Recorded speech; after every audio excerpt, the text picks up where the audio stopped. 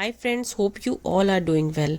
देखिए, इस वीडियो में हम बात करने वाले हैं कि जो होम प्रेगनेंसी टेस्ट किट से हम प्रेगनेंसी कंफर्म करते हैं तो उसमें कई बार फेंट लाइन आ जाती है, तो आप कंफ्यूज हो जाते हैं कि दैट यू आर प्रेग्नेंट और नॉट। तो उसमें जो है क्या क्या कारण होते हैं कि आपकी फेंट लाइन आई है, उनको हम समझते हैं डिटेल में। सबसे फर्स्ट और कॉमन रीज़न इसका होता है कि जब आप टेस्ट थोड़ा सा अर्ली कर लेते हैं। देखिए, कई लोग वेट कर रहे होते हैं या वो ट्रीटमेंट पे होते हैं कि हम प्रेग्नेंट हुए हैं या नहीं, तो वो क्या होता है, मिस पीरियड से पहले जो उनकी डेट आने की होती है 30 डेज से पहले ही वो टेस्ट परफॉर्म कर लेते हैं। तो उस वजह से भी क्या है, एचसीजी लेवल आपकी बॉडी में इतना नहीं बढ़ा होता है कि वो बहुत डार्क लाइन आ जाए, तो इसलिए वो फेंट लाइन रहती है। सेकेंड इसका रीज़न ये रहता है कि आपने टेस्ट तो जो है प्रॉपर आफ्टर 30 डेज किया है, बल्कि एक हफ्ता ऊपर किया है, लेकिन फिर भी आपकी फेंट लाइन आ रही है। तो इसमें सबसे कॉमन रीज़न ये रहता है कि आपकी जो ओवुलेशन है वो डिलेड हुआ है। ऐसा नहीं है कि आपकी रेगुलर साइकिल है तब भी आपका ओवुलेशन जो है मिड में ही होगा। कई बार आपका ओवुलेशन खाने पीने की वजह से, एनवायरनमेंट की वजह से डिले हो सकता है। तो हो सकता है आपका ओवुलेशन 14 की बजाय 28 डे पे हुआ है, 21 डे पे हुआ है और लेट प्रेगनेंसी आपकी ठहरी है। तो उस वजह से भी कि आपके बॉडी में एचसीजी लेवल बढ़ तो रहा है, लेकिन वो इतना नहीं बढ़ा है कि इसमें प्रॉपर डार्क लाइन आ सके। कई बार इसका रीज़न होता है, अगर आप 2 बार जैसे टेस्ट कर चुके हैं, बिकॉज एक बार हो सकता है किट ही खराब हो आपकी, तो नेक्स्ट डे फिर मॉर्निंग में आप ट्राई कीजिए। तो अगर आप टेस्ट कर चुके हैं 2 बार और फिर भी आपका फेंट लाइन आ रही है, तो दैट मीन्स कि मिस्ड अबॉर्शन भी हो सकता है ये। तो आप जाके एक सोनोग्राफी करवाइए डॉक्टर से। सोनोग्राफी में कंफर्म हो जाता है, अगर डॉक्टर को दिखता है कि जैसे सैक दिखाई दे रहा है लेकिन एम्ब्रियो की कोई फीटल हार्ट बीट वगैरह नहीं है 8th वीक तक, तो दैट मीन्स मिस्ड अबॉर्शन हो चुका है। कई बार क्या होता है कि बच्चा जो है इम्प्लांट हो गया होता है, लेकिन कोई क्रोमोसोमल डिफेक्ट के कारण प्रेगनेंसी आगे ग्रो नहीं कर पाई है, उसका लेवल एचसीजी बढ़ नहीं रहा है, बिकॉज वो हेल्दी प्रेगनेंसी नहीं है।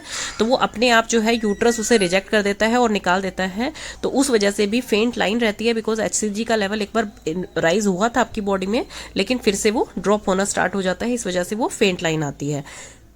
इस टाइम पे आपको इमीडिएट अपनी गायनिक से मिलना चाहिए और उनसे सलाह लेनी चाहिए कि आपको अंदर की प्रॉपर सफाई करवानी है या 1-2 वीक तक आपको रुकना है, कि फीटल की हार्ट रेट आ सकती है या नहीं आ सकती है, वो आपको प्रॉपर गाइड करेंगे। क्योंकि बच्चे का अंदर अगर वो ग्रो नहीं कर रहा है और कुछ टुकड़ा अंदर रह गया है या कुछ भी है, तो वो आपकी प्रेगनेंसी में आगे दिक्कत करेगा और आपको भी इससे बहुत ज़्यादा दिक्कत हो जाएगी। एक इसका रीज़न हो सकता है कि आपकी जो है प्रेगनेंसी यूट्रस में ना होकर बाहर हो गई है, दैट मीन्स कि एक्टोपिक प्रेगनेंसी हो गई है, जो कि आगे जाके मदर के लिए बहुत ही खतरा बन सकती है। यूट्रस में इम्प्लांट नहीं होने की बजाय ये फेलोपियन ट्यूब में ही बाहर ही जो है फर्टिलाइजेशन होके वहीं इम्प्लांट हो गया है बच्चा। तो उसे जितनी जल्दी हो सके सफाई करवा लेनी चाहिए, अदरवाइज मदर की बॉडी को बहुत खतरा हो सकता है इस चीज़ से।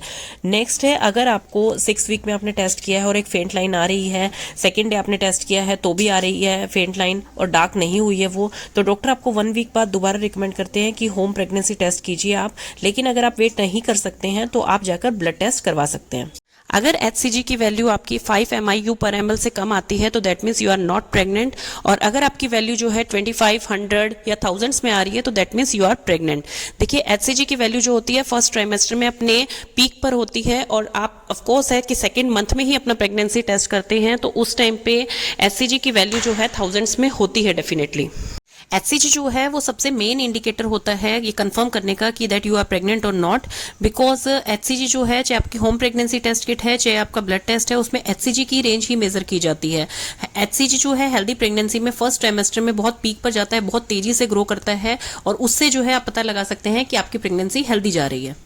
इसी वजह से देखिए, एचसीजी जो है वो फर्टिलिटी ट्रीटमेंट में यूज़ किया जाता है कि एग की क्वालिटी सुधारने के लिए, ताकि जो है बॉडी अलाउ करे कंसीव करने के लिए प्रेगनेंसी को, क्योंकि हेल्दी प्रेगनेंसी के लिए एचसीजी की रेंज बहुत ज़रूरी है। तो इंजेक्ट किया जाता है जो आर्टिफिशियली आपको दिया जाता है, तो वो क्या है, आपकी प्रेगनेंसी टेस्ट में तो शो हो जाएगा कि आपको फेंट लाइन शो हो रही है, लेकिन यू आर नॉट प्रेग्नेंट।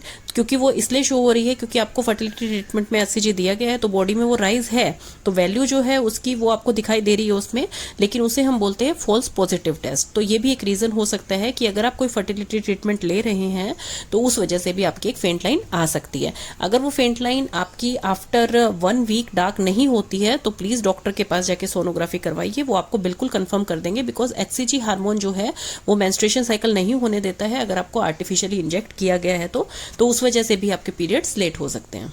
देखिए ऐसा नहीं है कि फेंट लाइन आई है तभी आपके साथ ये केसेस हो सकते हैं। अगर आपकी डार्क लाइन है तो भी इक्टोपिक प्रेगनेंसी उसमें होने के चांसेस होते हैं, तब भी आपका मिस्ड अबॉर्शन हो सकता है। तो इसलिए सबसे पहले ये कहा जाता था कि फर्स्ट 3 मंथ तक आप किसी को बताइए मत कि यू आर प्रेग्नेंट। तो इसलिए कम से कम फर्स्ट सोनोग्राफी तक आपको किसी को कंफर्म करना नहीं चाहिए, अपना अनाउंसमेंट नहीं करना चाहिए प्रेगनेंसी का। बिकॉज जब फर्स्ट सोनोग्राफी हो जाती है, बच्चे की फिटल हार्ट रेट आ जाती है, HCG लेवल आपका चेक हो जाता है कि प्रॉपर राइज कर रहा है या नहीं, तभी आप किसी को अपनी प्रेगनेंसी जो है कंफर्म कीजिए। तो यही कुछ रीजंस हैं आपकी फेंट लाइन आने के। आप डॉक्टर के पास जाएंगे, वो आपकी सारी जो है प्रॉपर प्रॉब्लम सुनेंगे और सबके सॉल्यूशन आजकल मार्केट में अवेलेबल हैं। तो उसका इलाज जितनी जल्दी से जल्दी हो सके तो प्लीज करवाइए, बिकॉज मदर की जान भी उतनी ही जरूरी है जितना कि आपको एक बेबी